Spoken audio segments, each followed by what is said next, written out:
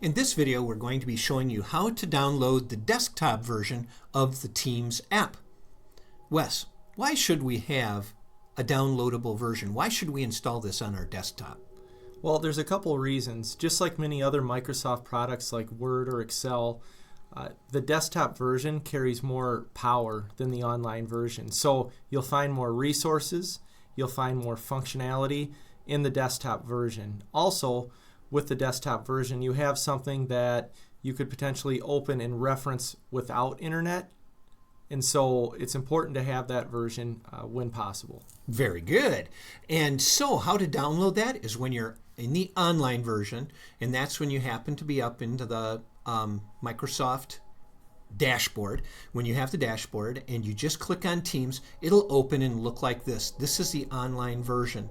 And right over on the left side, you'll see Get App. And all you do is click on that.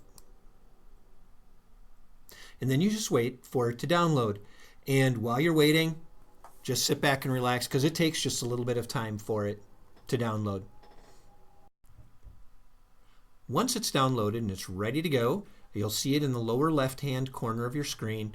Just click the up arrow and click on Open. Then you'll see, and it takes a little while here, so we cut out some of the dead space in between, but then you'll see that the Teams icon appears in the middle of the screen, and you just let it keep installing.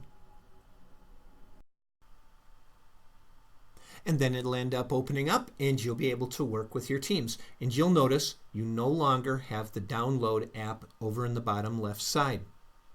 That's how you download the Teams app to your computer.